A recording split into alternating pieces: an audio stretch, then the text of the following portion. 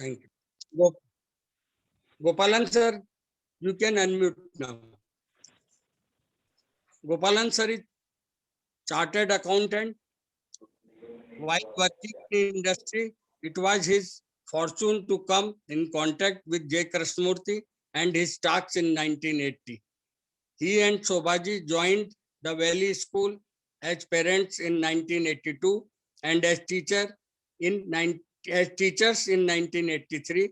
Gopalan sir is now 70 plus and resides in campus, but to blossom in 1929. Creativity deals with creativity, 1 to 1 plus infinity or eternity in 2020, exploring intelligence, operating thought, and third book is Inside, obscured by intellect, living, learning, education.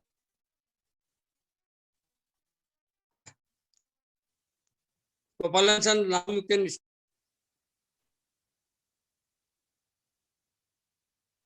So, good morning, all. Namaste to you. I think there are too many expectations just reading the topic of the day, but that topic is not an original phrase of mine. Krishnamurti's public talks from 1933 until 1986 invariably followed an exploration of the crisis before humanity, the process of thought, limitation of knowledge, and its incapability to comprehend something vaster than itself, the computer and what it held for man, fear, sorrow, and the causes for their arising, understanding fear and its consequent ending, death, meditation, all these over a series of 4, 5, 6 talks. But occasionally, Krishnamurti made a statement which was completely at variance with this pattern. Sometimes these statements seemed contradictory to his usual approach. Sometimes they seemed to be aphorisms. At other times, they seemed to be articulation of insights. But very rarely were these statements explored in great detail by Krishnamurti himself or in subsequent discussions by people who have listened to them. So in this meeting, I would like to share this statement that Krishnamurti made in 1973 at Sanen, which is seemingly contradictory to his usual exploration. The statement was made only once at the public talk in Sanen and repeated in a question and answer session at Sanen a few days later. I have not seen this statement made previously anywhere else, nor have I heard it in a later talk. So let me first read that statement, which I found interesting. This is at talk 5 in Sanen on 24th July 1973.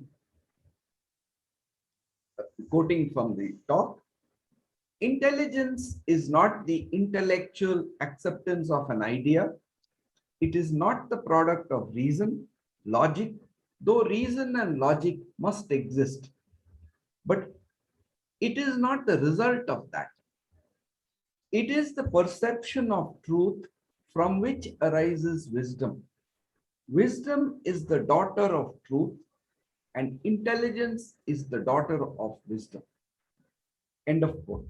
So this is this very intriguing sentence, which I have been trying to unpack for myself. And I said, let me share my thoughts on this with this group. In most discussions of Krishnamurti's talks, truth, wisdom, and intelligence are treated more or less as synonymous terms for a quality that is beyond thought. These qualities are unapproachable by thought, which is anchored to memory and its resultant conditioning. It is only when thought subsides that these qualities become perceptible. Knowledge is always of the past, and however vast it may be, it cannot encompass truth, wisdom, and intelligence. This is how we have normally approached uh, this topic. So, what then is the implication of this statement that wisdom is the daughter of truth and intelligence is the daughter of wisdom? In order to explore this, let me quickly recapitulate the process of perception and the rising of thought. We've discussed this in previous meetings as well. Contact with the world results in sensations rising in the sense organs, eyes, ears, nose, tongue, skin. The sensations are transduced and sent as electric impulses to the brain. Perception happens in the brain. The response of the brain perceiving the sensations is felt immediately in the body. It is felt as muscle contraction and relaxation, a feeling of warmth or cold, a racing or a relaxed heartbeat. Thought arises thereafter and records the impression in memory, analyzes, explains, passes judgment. Therefore, perception is not of thought. Perception happens in the brain. What is it in the brain that perceives? It has to be that energy which we call life itself. So, is not all perception, including the perception of every sensation, by life energy alone? Then the next question arises, is there a difference between information and knowledge? Again, in day-to-day language, we use these two words interchangeably. But are they really interchangeable? If I can give an example from the atomic science that I studied decades ago, atoms are composed of protons and electrons. The electrons and the protons are generic. There is no identifiable difference between them. But when they combine in specific patterns, the result is unique compounds like oxygen or nitrogen. The same pattern always gives the same unique compound. And this pattern is also stored in knowledge. So it is the pattern that makes data or information into knowledge, is it not? Discovery results in the pattern being seen for the first time, and then this pattern becomes part of the knowledge bank. So how does this connect up with wisdom? I found a very pithy quote on the net the other day about wisdom, which I see has a lot of meaning. And that quote is, knowledge is knowing that tomato is a fruit. Wisdom is knowing not to put it in a fruit salad. Now, the common meaning of wisdom for us usually is accumulated knowledge. But then we must ask, do encyclopedias have wisdom? Because they have accumulated knowledge. Computers must have even greater wisdom by that standard. Obviously not. There is something more. Wisdom implies a living entity that uses information and knowledge. It is this life energy in the entity that uses thought intellect to identify these patterns. And it is the life energy that uses the knowledge of previously discovered patterns and so does not have to rediscover that pattern every time. Now, knowledge that wisdom uses is always of the past, but every time it is used, it is a new event, unconnected to previous events. It is thought intellect alone that strings the events together, gives it a continuity, and then labels it as repetition. So, does wisdom and intelligence then straddle both life energy as well as knowledge? Do they act as a bridge? Because life energy has to be present, life energy has to use the accumulated knowledge. So, is life energy using accumulated knowledge and information? Is this wisdom and intelligence? I'm asking. Now, intellectual capability is the ability to analyze, manipulate, dominate. These must result in conflict. And man, we know, has always been in conflict. So, is wisdom related to intellectual capability? Man assumes that wisdom is proportionate to intellectual capability. But is it? Now, does the intellect have the capability and the requirements to understand what is coexistence? Because only in coexistence is there an end to conflict.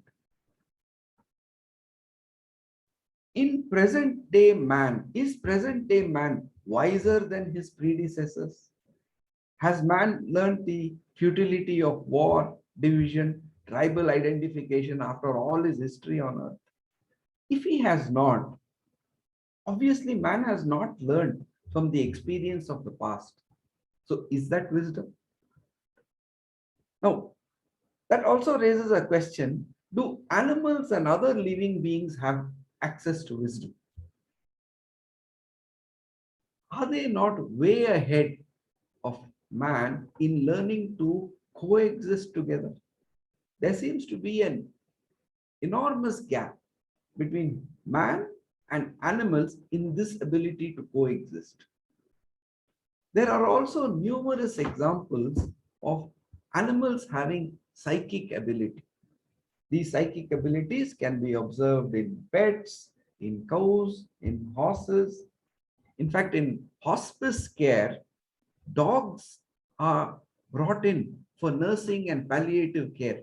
There is something they are able to communicate to that person who is in a terminal state. Animals also reveal their wisdom when they are ill and they go off their food. The dogs and cats can be observed eating selected grass and leaves, and no animal ever overeats. Even if there's a plate full of food, when it's had enough, it simply walks away. It's very rare to see a human being do that. Now, human knowledge is vast, and through taxonomy, every leaf and plant has been classified and arranged. But all this knowledge cannot help man identify which leaf is edible and is therefore food and which is poisonous. But every animal can do this and survive in nature, not man. But I think the greatest example of animal wisdom in operation is to watch them when they give birth and when they die. You don't hear of animals having to be rushed to a hospital for a delivery. They do it quietly and very rarely with problems. And it's very rare to see an animal actually die. They seem to sense when those last moments are coming. They withdraw into a bush somewhere very quietly and go with silence. It is humans who seem to need this whole hospital setup and the all the intubation and the respirator and the ventilator and whatnot, attempting to prolong that final departure if it's possible to prolong. Is that wisdom? Now, we also have talked a lot about evolution as a gradual development. We know that life began as a single cell that eventually evolved to a human form with trillions of cells. And in all taxonomic classifications, man is shown at the top of this pyramid. in this process of evolution. But what is it in the human being that evolved? The energy in the human being cannot evolve, it's always energy. The single cell that eventually evolved to the human form of trillions of cells happened because of cell multiplication. Therefore, whatever is in man in his trillions of cells was there in the initial original cell. Nothing new has been added. So this evolution has only been a different form of manifestation. It has not been adding anything new. So is it right to say that evolution of the body has only been an adaptation to external environment? So certain kinds of creatures, the hands became the wings. And can we say that future humans will be 95% brain and only 5% body, because that's the only thing they seem to be required to use in today's world? And the third part of the human being, the psyche, can it evolve at all? Psyche being only memory and imagination, what evolution is possible in memory and imagination? Therefore, evolution applies only to the physical body, and I am suggesting it is only an adaptation to the environment outside. There is no pyramid with a higher scale and man sitting on the top of that pyramid. Now, insights of and wisdom from the seers of law is available to us as knowledge. And such codified knowledge is what is called the scriptures. Are these not signposts, pointers of the way that these seers saw something? Just pointers. Is it intelligent to study these scriptures and other records of such insight and wisdom? Clearly, yes, to understand the journey that they took it through, that they went through, and nothing more. Now, Krishnamurti in his talks repeatedly and emphatically asserted that no book is sacred. Does his assertion make meaning to us because it is logically so? Or does it make meaning to us, but because we actually feel the same? So, because then the question always arises, why do we read or listen to Krishnamurti? Is it that both are possible? We see his observations as pointers, and therefore we want to read or listen to them. His insights and wisdom also have the authority of a seer because we see him as a seer. I would like here to bring in the simile of a rocket which goes into space. The energy that it needs to go beat the gravitational field is so enormous that the rocket has multi-stages. Each stage of that rocket takes the rocket up to a certain altitude. Then its work is over and it drops away. It's not carried any further. Is that how knowledge and wisdom is meant to be used? Use it as a booster to the point you can take it, then drop it. It's not required anymore. It doesn't have to be carried on after that. It becomes a burden. This inevitably raises the question, which again we have discussed earlier, where is memory stored? We've always assumed that it is stored in the brain.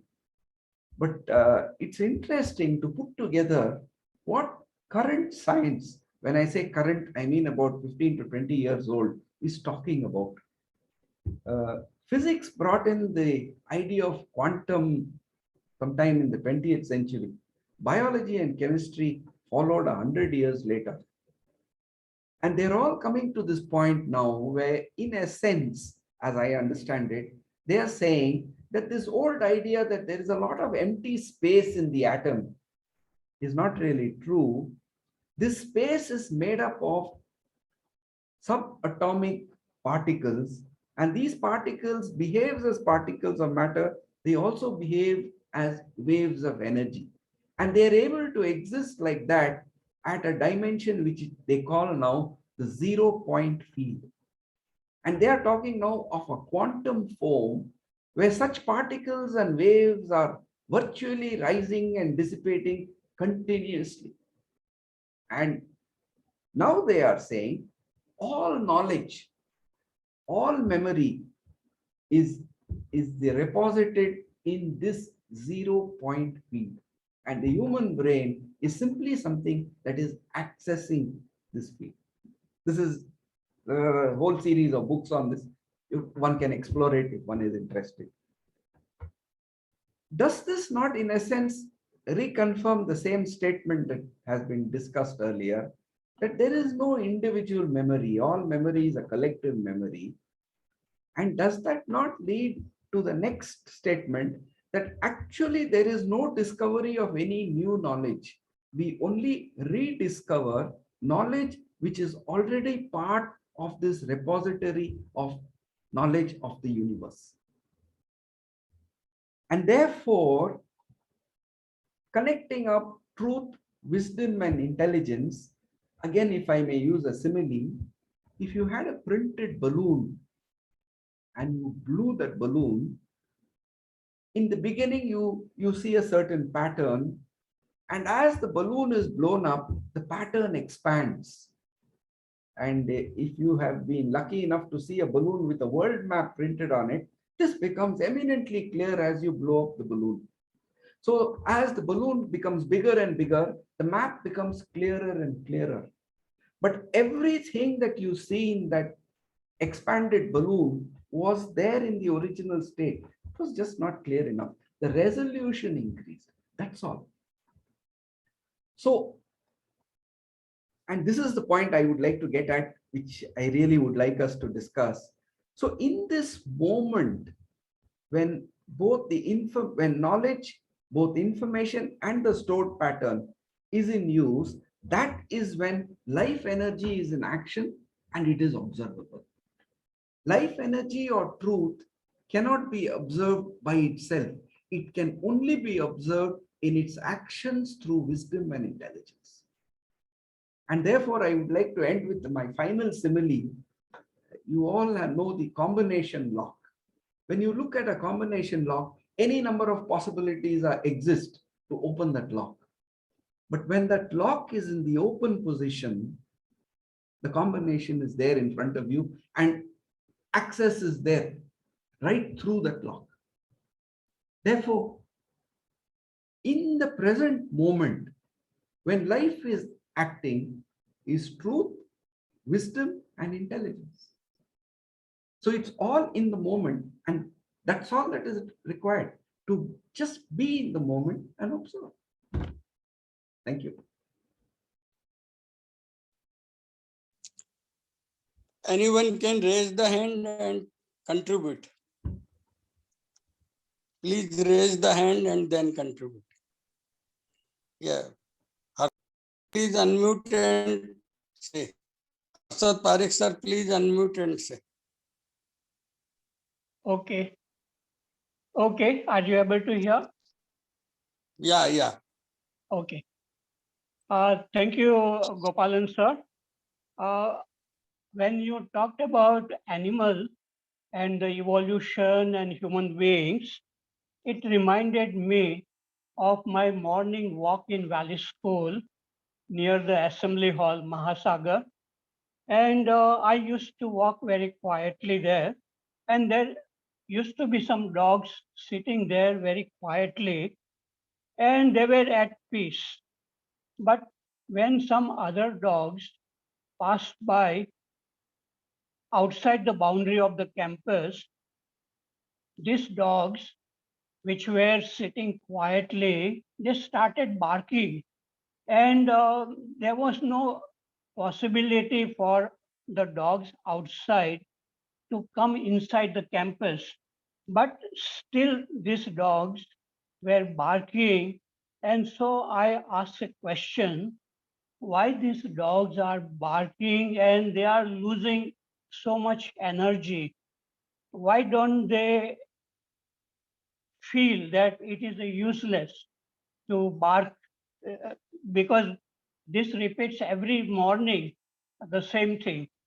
So that is probably the difference between animals and human beings, that human beings have the ability to ask question when we are losing energy due to some conflict of fear or anger. There is a possibility to look inward and see clearly and to be free from these problems. So in that way, human beings are more evolved, at least not all human beings, but human beings have the capacity to rise above human beings themselves, and or human beings also have the ability to go below the animals, becoming very, very destructive. So both possibility exist in human beings. And about the metaphor which are given about the knowledge and freedom is that Buddha had given this metaphor that if you want to cross a river, you take a boat and you go to the other end. And after reaching the other end, you don't carry the boat with you. So all these teachings of Krishnamurti or Buddha, they are like that boat. And if we use that teachings properly, we there is a possibility to be free from all the problems which are bothering us, the psychological problem. And then we don't need to carry the burden of these teachings or knowledge. So that is what I have to say. Thank you very much. Thank you, Parik sir.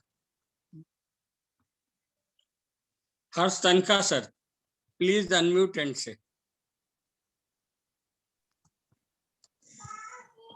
Okay, thank you, Gopalanji. Very interesting quotation you found, because in later years, Krishnamurti did not talk very much about wisdom. It's not a word that he used, but in earlier years, I think he did talk about wisdom.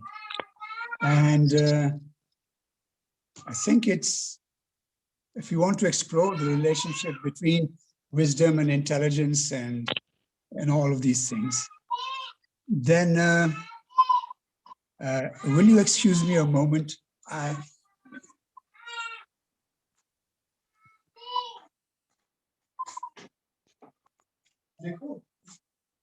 Anjita? Anjita? इसको चुप रखो.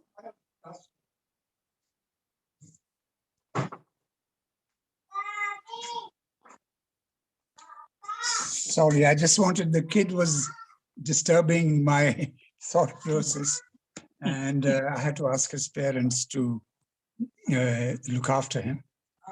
So, Krishnaji, wisdom and intelligence, I mean, that's really what we are unpacking right now. And I think in the same talk that Gopalanji referred to, this is what Krishnaji says. He says, firstly, that when no energy is wasted, then the mind can be with, and not wasted in thought, he means, the mind can be with what is. And when the mind is with what is and observing what is, that observation brings about the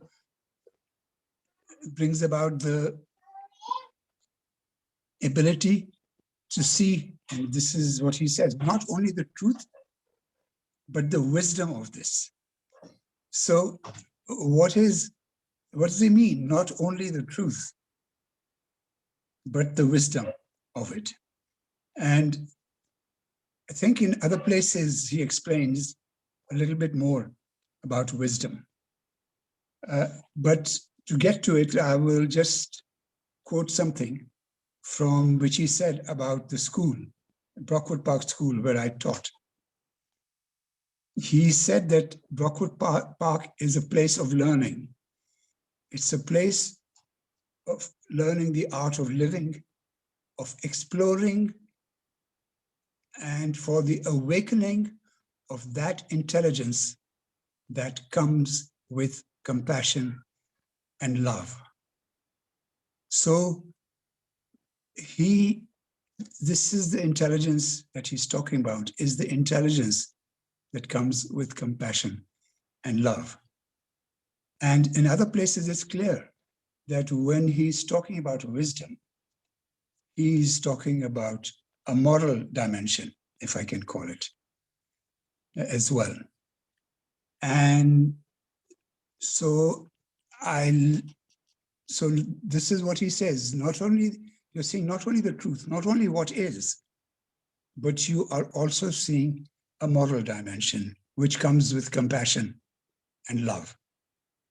That will guide you in what is right action, what it is to be good, and all those things. So this is one step away from observation of the truth, is the observation of this moral dimension. And out of that moral dimension comes the intelligence that acts. What acts is intelligence. It's not the action of wisdom. It's intelligence from moment to moment, if intelligence can act.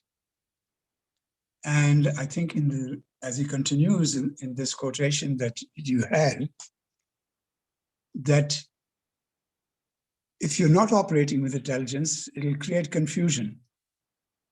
And if you are creating confusion, then if intelligence comes back into operation, it will correct it immediately.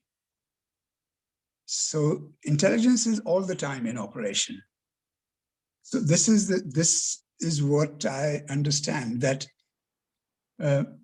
when we are talking about wisdom, we are talking not just about what is and the fact of what is, but we're also talking about some perception of what is good, what is right, what is valuable for the whole, not just for the part. So, and that is how that wisdom then helps intelligence to operate. Intelligence is that action from moment to moment. That is, that as things change, it changes, responds to whatever is happening. And so, yes, we need to have awakened intelligence if we are to avoid confusion. Now, I looked up the meaning of the word wisdom in the dictionary.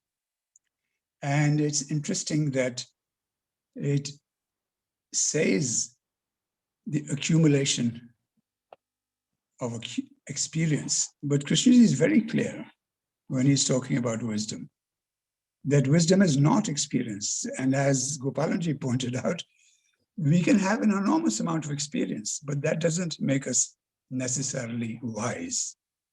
Nor is wisdom something that is acquired bit by bit, that you acquire it piecemeal.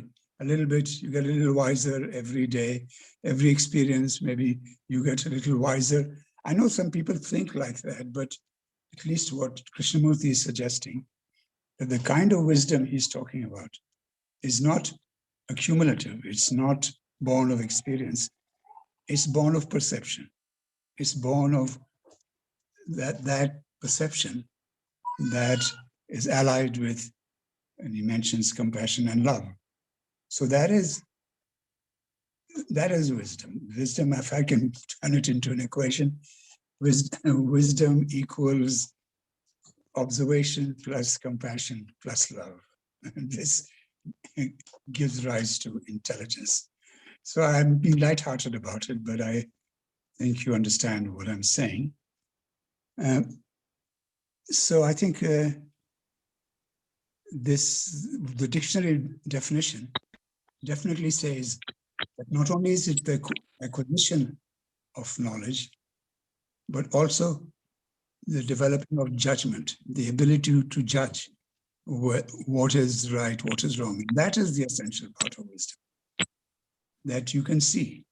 A wise person just doesn't, it's not that he only has experience, it's that they can tell what is the right thing to do, what is the good thing, what is of value, and all of that. It's good judgment.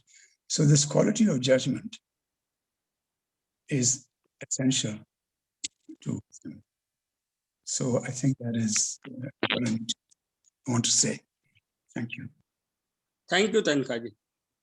May I request Gopalan sir to comment on these two comments? Gopalan sir, would you Yeah. please? Yeah, no, see what Dr. Parikh pointed out about animals. I was only bringing animals to point out that humans are not always, they don't always act more wise, in a more wise manner than animals.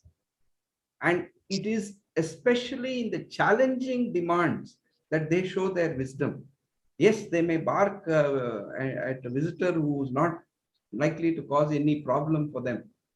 But again and again, it's a very humble experience to watch how an animal withdraws into the bushes when it knows its end is coming. It seems to sense it. And that's why it goes off its food. It withdraws very quietly without any fuss. It just passes away. And these 1.5 years, we have been watching the kind of horrendous trauma that humans have invented for themselves. And you know, the pictures are all there, running for oxygen, this and that. The end has to come at some point. With all our experience, we have not learned to meet that with the simplicity that it requires. Are we waiting for somebody to teach us this? It has to be a learning, it can't be a teaching. So what has prevented human beings from learning this? When this evidence is there in front of us, it's not that humans haven't seen this. Therefore, what Harsh is talking about, that quality of judgment, it's so evident in front of us that all conflict comes because of the separation of me from the world. Has it resulted in the me dissolving or the me not getting encouraged? Has it? We seem to be where we are. That's why we say there's no psychological evolution. There, man has not even progressed in his qualities, his social qualities, his qualities of responsibility over the time that he has been in existence. Has he learned anything? Is the question that always comes when you look at it. But again, I think asking whether man has learned is an escape. I can only ask, can I observe that movement of division in myself?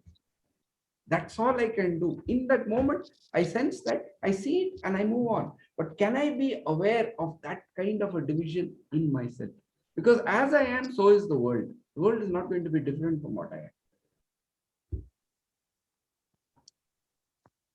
Thank you, sir. May I request Dinesh Wagmare and then Durga Rani. Dinesh Wagmare, please.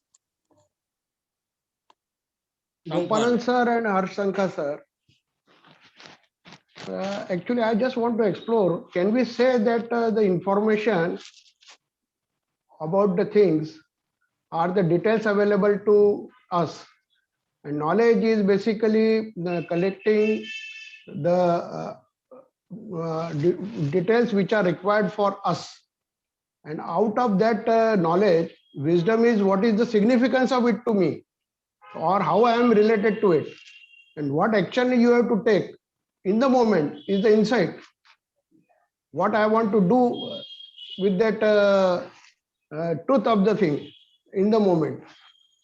So right word instead of that intelligence is insight, because insight word has also been used by Krishnamurti at various places. And intelligence is actually beyond, it is with truth. It is beyond wisdom. What do you have to say on all this? Am I clear, sir? Gopalan sir, please.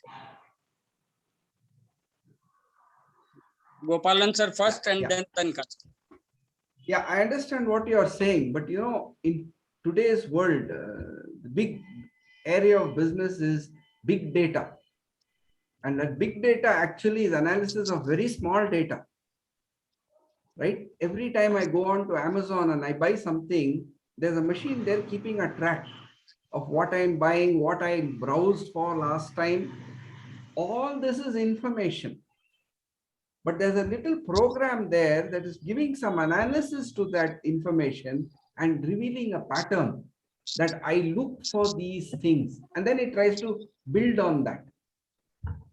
So this separation of data and knowledge, I think it requires that quality of insight that it's only from there that you can do it. It's not self-revealing. So that So- insight is wisdom. I'm saying the insight, where does it come from? Insight is not one separate energy sitting somewhere. It's all part of that one life energy manifesting itself in different aspects. But in that moment of insight, in that moment, the entire universe is open to us at that moment, is it not? So these things unlock the doors for us to look through, like the lens of a SLR camera. The moment you press that button, for that fraction of a second, it opens and everything is visible. And it shuts immediately afterwards before you even realize it's shut. So that is why the present moment and being in it is all that matters. All this discussion only helps you to understand that. Now, as Harsh said, what is the action in this? What role action has in this? Action of whom? If I'm, Of course, if I- of course, it will be through you only, through your self only. right. So if in this action I can see the motive that caused me to get into it, that itself is a revelation. It is only in that I will get that revelation, is it not? What is it that makes me even want to do this will come only when I'm actually doing it. Otherwise, it is just academic discussion. Thank So that you, is sir. intelligence. That is intelligence. Thank you, Wagmare. Thank you, Wagmare. Let Harsh Tankha Good sir night. comment on it, please. Well, I sort of Tankha, sir. sympathize with Wagmaraji that I was also surprised when I saw this, that wisdom, intelligence is the daughter of wisdom, because my sense was also that wisdom comes after intelligence, that it's intelligence that allows us to see what is, and through our perception, through intelligence, which is not distorted by thought, through that perception, wisdom may come. But it's very clear that Krishnji puts it the other way around. I mean, he says, and out of that wisdom, I'm quoting him, out of that wisdom comes intelligence, which is what Gopalanji quoted. Out of that wisdom comes intelligence, which will operate in daily life. So I started to ask myself, what exactly does he mean? And then I told you what I think he means. And the other thing you mentioned also was insight and intelligence.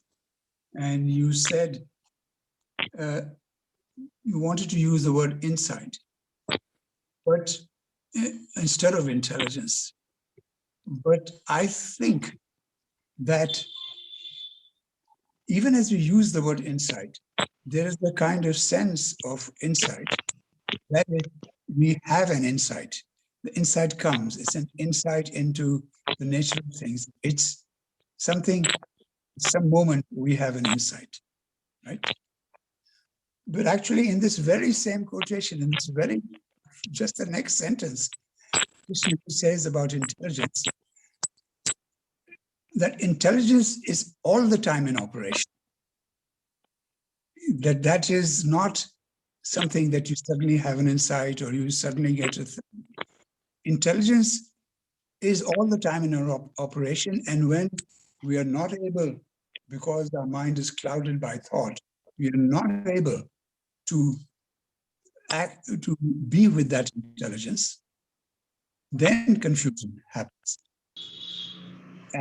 But intelligence has this quality of ever present, moment to moment, which can act.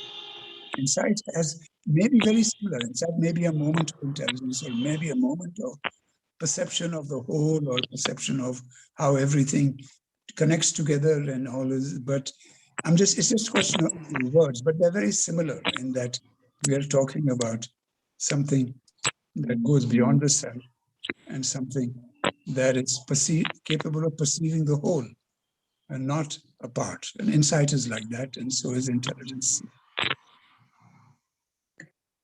Thank you. Gopalan sir, Shakti ji wanted to know, what do you mean by wisdom? What do you mean by intelligence? Everybody has got a different meaning for that. So in what sense you used it? What sense Khasar is using it? Please tell. I think Harsh explained it in fairly great detail, but Yeah, but- essentially, but the way I looked at it, I only put the way I looked Yes. at it, I said there is information available all along, and they are all pieces of information. When you see a pattern in that piece of information, that is knowledge, right? So knowledge is seeing the pattern. Now, wisdom is a little more. In seeing all the pattern, what is that insight that you have? Wisdom, insight, they all go together. And this energy which is operating to me is intelligence. But it's all one energy. It's that energy of life. I mean, when it's seen here, we call it intelligence. When it is seen there, we say wisdom. When we see it somewhere, in a moment, we say insight. But it's one energy. There aren't multiple energies. So whichever way life acts, in awareness, there is the understanding of what that life is revealing to you. You call it intelligence, you call it wisdom, you call it insight. The words to me don't matter much. Shakti ji, would you please unmute and say what you understand by this? Shakti ji, please unmute and say.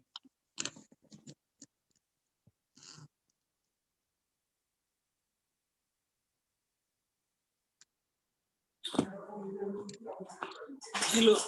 Yes, my voice is reaching, sir. Yeah, very, very well reaching. No problem. Yeah.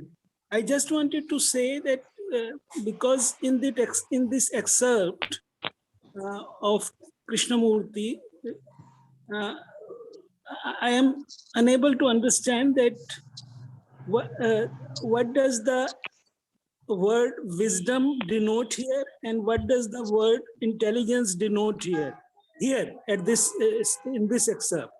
This is perhaps I am not getting it. Just that I wanted to share. Thank you. Yeah, this is what I said in the beginning. This particular sentence, Krishnamurti used only once in 1973 at that Sun talk, and he repeated it a few days later in a question answer section. I have not heard it opened out by him in any other talk, earlier or later. So this has been left to the listener to figure out for himself. We can talk about it endlessly, but we have to figure out. And I think whatever perception we get from it, we move from there. There's no authoritative explanation of this going to come from anybody. Well, if I may say, in 1949, first public talk Madras, he talks a lot about wisdom in that talk. And in that talk, he says two things. One is that wisdom is not experience. He says wisdom has no experiencer. Wisdom is as love is. And without that love, we can't pursue wisdom. Wisdom is ever fresh, ever new. How can you know the new if there's continuity? Truth is wisdom. So I'm just saying various things from that talk about wisdom. So he does actually, there are other talks too where he talks about wisdom.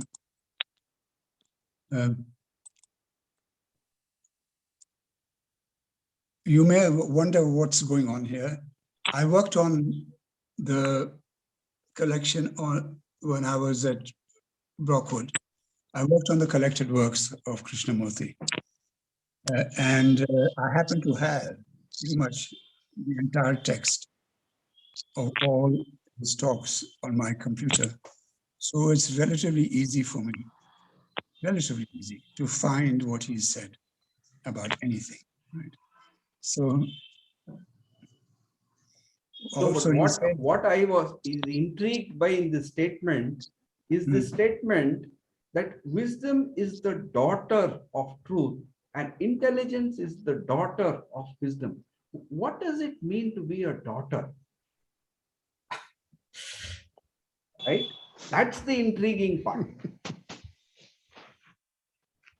I would suggest that what he's saying is that the perception of what is comes first. If you don't have the perception of what is, then wisdom follows, adding the moral dimension, if I can call it that. You know, the element of justice. But it's all in one moment. It's like in time. That's the impression I have. That's the relationship. You have to start by perceiving what is. When you perceive what is, you also perceive what is the right thing to do, what is good, what is of value, what is not, which guides your actions. And I think the way he uses intelligence is, he generally says that intelligence acts. You want intelligence to act. So wisdom is not directly linked. He's so after, along with the wisdom comes then the action, that part is intelligence. So there is a kind of relationship between them, not in time, not one after the other. They may all happen simultaneously, but that's why he uses, I think this is my understanding, he uses the word daughter, that one comes from the other. There's the perception. In that perception of what is, you also perceive what is good, what is not. And then from that perception of what is good and what is not, the right action in that moment comes through, that is intelligence. So this is my understanding. Now, having understood this, I mean, you know, it's in a way, it's all words. But it's, I think, a challenge to us to explore this in our own self, to explore in our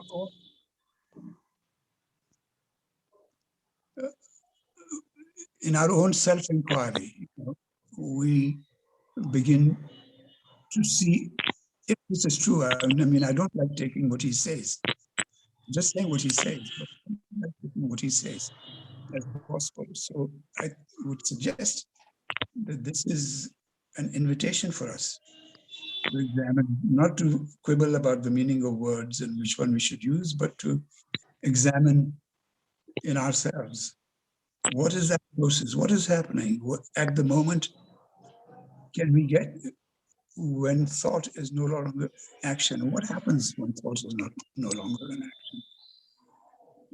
Because this is in a way talking about when thought is no longer an action. And we need to observe that ourselves. Thank you, Tanka sir. Let us move on. Durga Rani, please. And Hello. Good morning, everybody. I hope I'm audible, I think. yeah. Yeah. Good morning, sir. Yeah. I think it's this discussion is interestingly, you know, it's becoming more and more interesting. Yeah. So Gopalan sir, you have brought out a lot of descriptions of the physical world, and you also stated what you found in Krishnamurti teaching, and you also, you know, enumerated the points which occurred to you and which, according to you, is the Krishnamurti.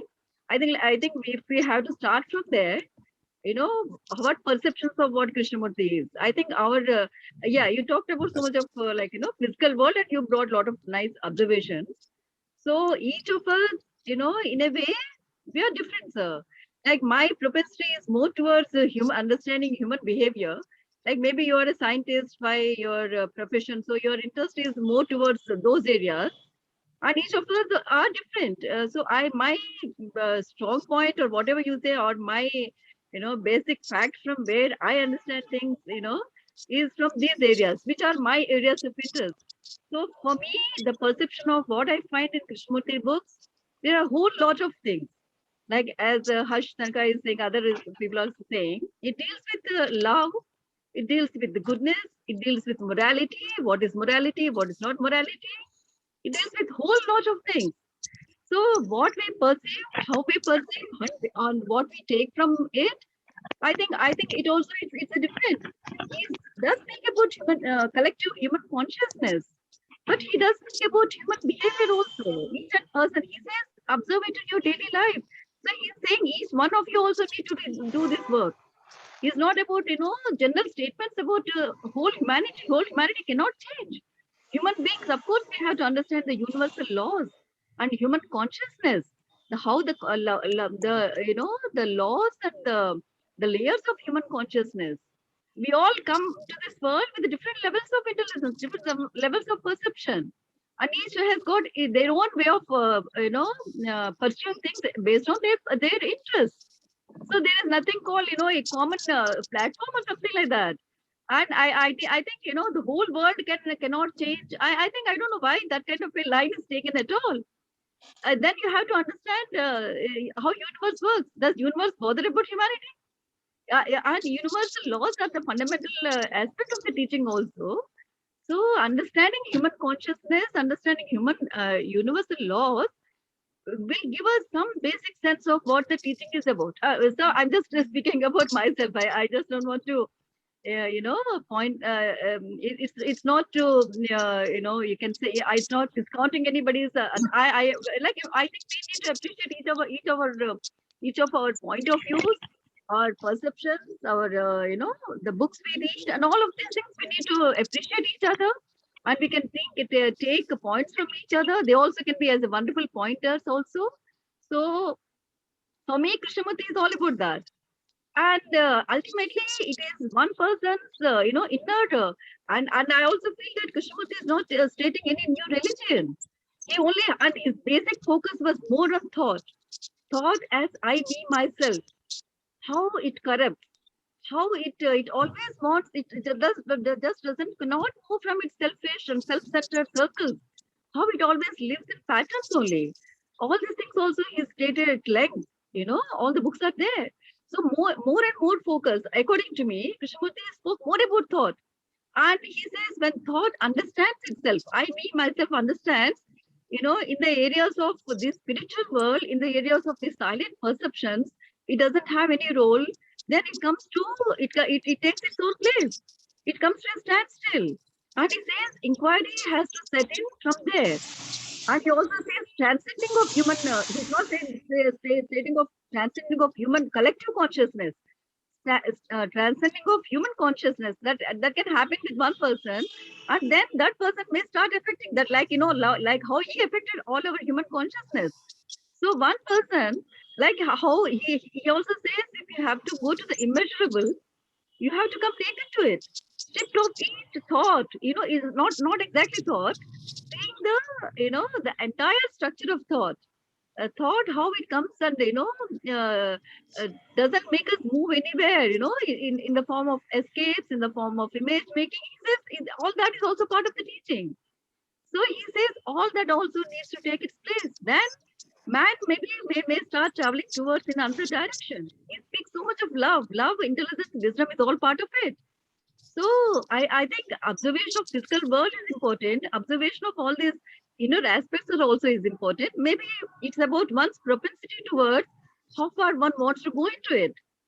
So I think you all come to read Krishnamurti at different maybe mental caliber, mental stamina. It's not stating about collective things. There are he says about collective consciousness, but at the same time there is also about individual consciousness. And only when you are out of it, then maybe you merge with universal consciousness, which is very part of it, sir.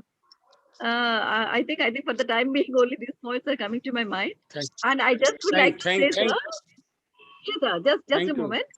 I would like to say, in fact, for the past few days, I've been reading a wonderful book by Rabindranath Tagore. The name of the book is Sadhana, The Realization of Life. It's a beautiful book. And at so many places I felt it is, am I reading Krishnamurti or something like that?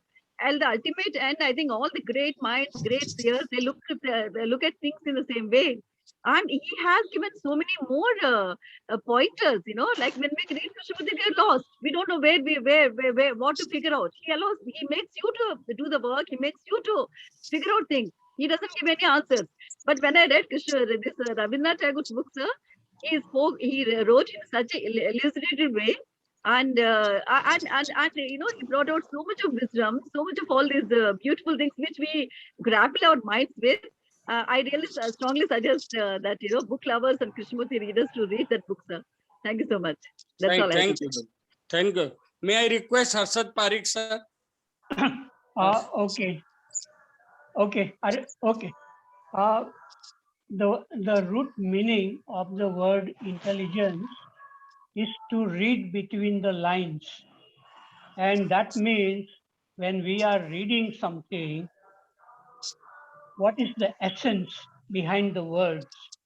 So when we are able to capture the essence of some writing, or even the essence of, while we are looking at a tree, that life which is there, to sense that, that is what I consider to be the intelligence, means to sense something which is not expressed in words or in sound.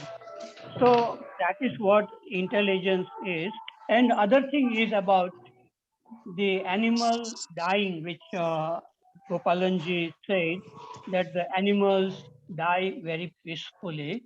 Yes, that is true. Human beings don't die peacefully because we have the ability to think, we have language, we have the sense of I or me, and it doesn't want to die, which creates many conflicts. So in a way, this thinking which we have, human beings, in a way, in one way, if it is used properly, it is a blessing. And if it is not used properly with intelligence, then it can become a curse. So both ways are possible for human beings. And this intelligence or insight is very, very important to have. Otherwise, life becomes very mechanical, and many, many problems arise in relationship, like anger or fear, jealousy. It is only because we do not have this intelligence which can look at what is behind it. So when we get angry, generally we try to justify it or find fault with somebody else, but don't ask question like, what is anger? What is behind it? So that kind of looking inward is a sign of intelligence, which can see very, very clearly from where all the problems are arising, even the fear of death. Thank you very much. Thank you, sir. Sasidhar, please unmute and say. Sasidhar. Sasidhar, you are requested to unmute and say. Yeah, can you hear me, sir? Yeah, we are hearing. Yeah.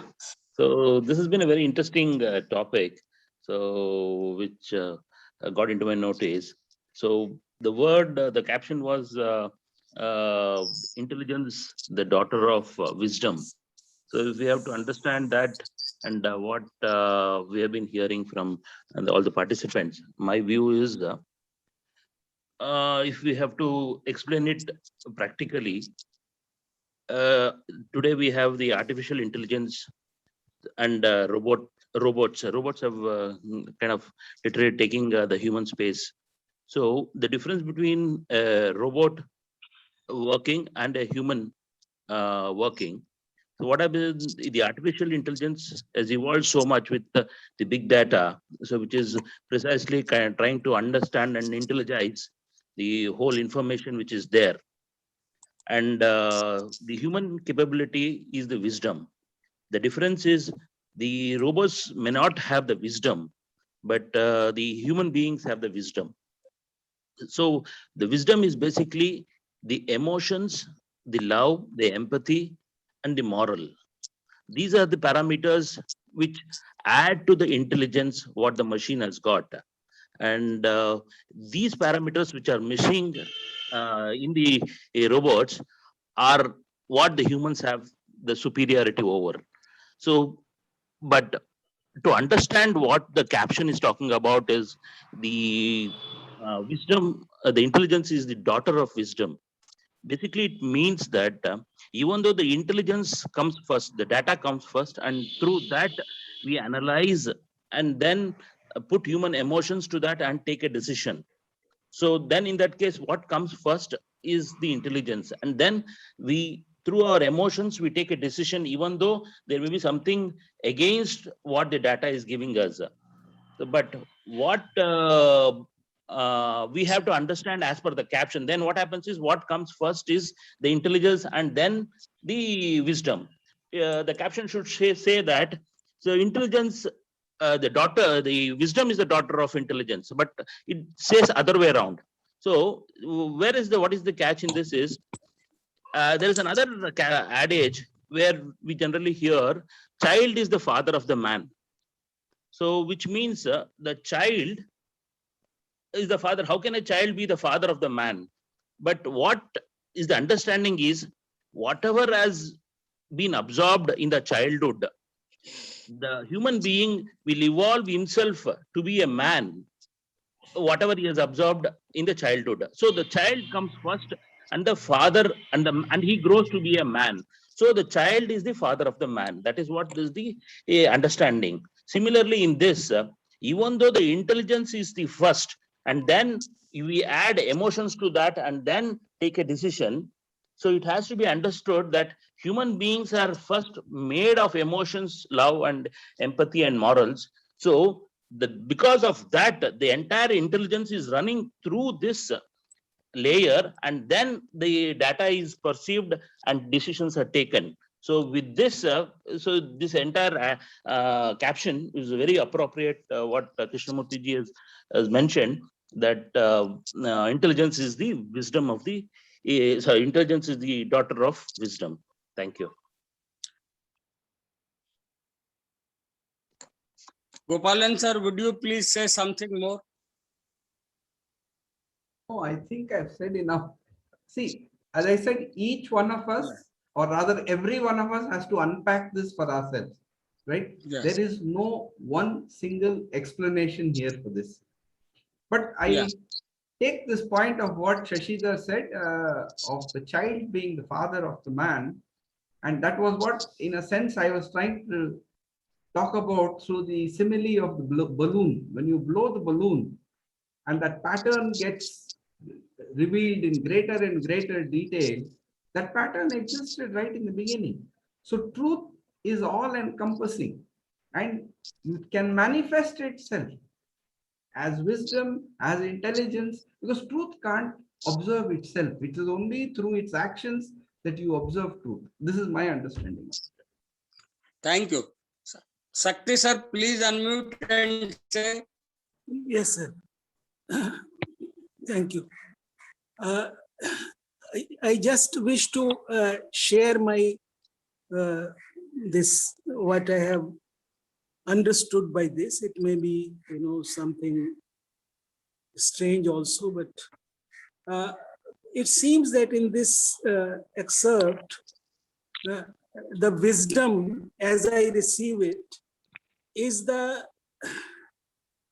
capacity to reason, logic, and to see things also. And then there may be or there may not be insight.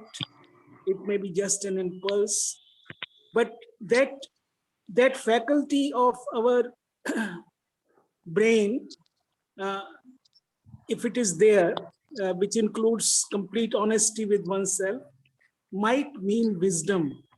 And in this, if insight happens, and we usually throw away those insights, we understand something and there is no application, we don't apply it. So maybe that leaving the insight, not scattering them, maybe that is intelligence. So this is what I understood. Thank you, sir. Thank you very much. Harsh Tanka, sir, please say. Harsh Yes, Tanka. listening to everybody, it sort of becomes clear that wisdom is something that we don't see very clearly, or at least we have different perceptions of what wisdom is. And that some people, I think Mr. Shashidhar was saying that from our emotions we make a judgment. Well, and that we take the data and the knowledge and then we add emotions, and then the emotions give us the capacity to act. Well, he may be right in that that's what we often do, that we act according to our feelings, according to our emotions, and that they dictate the action. But whether that is always wise is another question. I would not say, I think many people feel that somehow feelings are a truer guide to what, rather than thought. Thought is very cold and analytical, and it looks at things and weighs and measures and balances. That's not a good point to be making decisions for. You have to be looking at things with feeling and passion. And these feelings are the ones that will help you to make the right decision. Because behind this question is really, for us, the question of how we act in our life. How do we have the right action in our lives? You know, this is not intellectual. It's an ongoing concern we have. How do we have the right action in our life? And we kind of have a sense that this right action comes from intelligence and wisdom. And but as is often the case, Krishnamurti is talking about wisdom that is clearly beyond thought, is beyond emotions and feelings as well. There may be a guide to what we do, but they can just go wrong just as easily as thought can go wrong, and they can be limited, they can be partial. So it is beyond, wisdom is beyond emotion. If you would like, I would like to read to you an excerpt about wisdom. So please go ahead. Please go ahead. Okay. First thing that Krishnamurti says, this is excerpt from 1950, fifth public talk in Bombay. So he starts by saying the understanding of the self is the beginning of wisdom. And wisdom is not reaction. Yeah.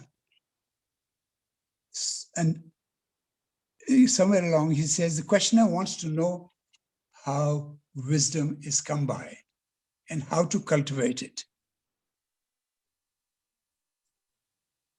You cannot cultivate wisdom. You can cultivate knowledge, information, but you cannot cultivate wisdom, because wisdom is not a thing that can be accumulated. The moment you begin to accumulate, it becomes mere information, knowledge which is not wisdom. The entity that cultivates wisdom is still part of thought, and thought is merely a response, a reaction to challenge. So, and relevant to some of the other things that we're saying, he says, if you have no store of experience and memory, from where do you get your wisdom? If you're not depending on your knowledge, then where do you get your wisdom? How do you manage to cultivate it? So then he challenges the audience and says, first of all, how do you know that what I am saying is wisdom? Then everybody laughs. Sirs, do not laugh. By what measurement, what yardstick do you measure it? Is there a measurement for wisdom? Can you say this is wisdom and this is not? Is sensation wisdom? Or is the response to sensation wisdom? Sirs, you do not know what wisdom is. Therefore, you cannot say, I'm speaking wisdom. Wisdom is not which you experience, nor is it to be found in a book. Wisdom is not something that you can experience at all, that you can gather, accumulate. On the contrary, wisdom is a state of being in which there is no accumulation of any kind. You cannot gather wisdom. So this is Krishnamurti on wisdom. Thank you. Thank you very much. So Deshna Sinha, would you please unmute and say? So Deshna Sinha.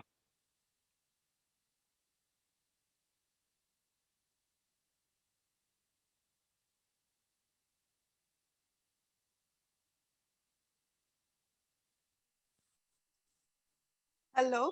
Yes, I'm just trying to explore, like Kay has said that thought comes from memory, and that I understand that, because when experience is incomplete, then it is recording. But I'm just exploring, I'm asking, is there any thought which will not be recorded in the memory? Like I have had a perception and I want to express it. So I will, there will be thought, there will be words. So is all thought coming from memory? I'm just trying to explore it. I don't know what others have to say. Yes. Thank you very much. Gopalan sir, would you please comment on this? Can we first ask, is perception within the field of thought, or perception is independent of thought?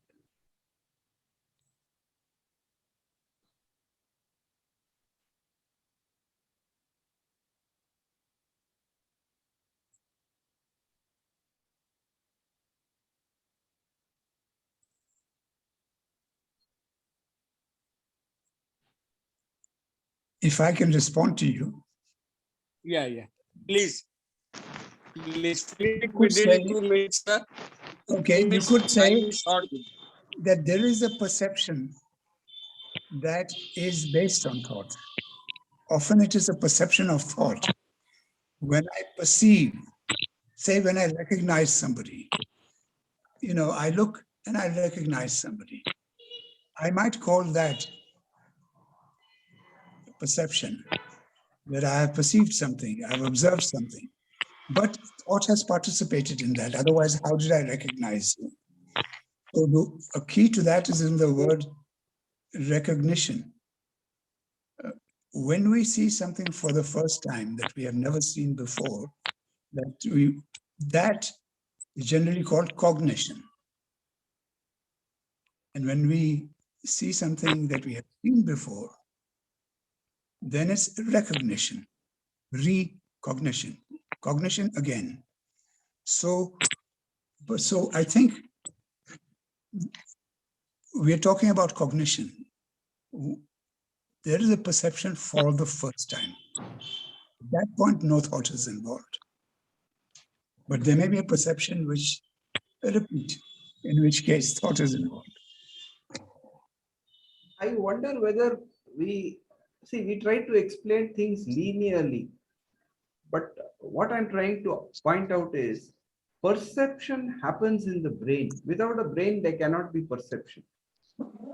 But just because there is perception in the brain doesn't mean thought has to rise. That has become our habit. So deep down, actually, in our conversation, what we are really saying is, I perceive. I is thought only. So thought perceives. This is how we assume. Very rarely do we really question.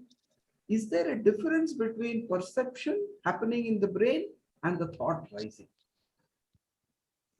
Are they both side by side happening, or perception can happen and thought doesn't have to rise? Thank you, sir. Time is over. I have to announce the next Sunday lecture by Roshan Dalal. So you have to attend, all of you have to attend.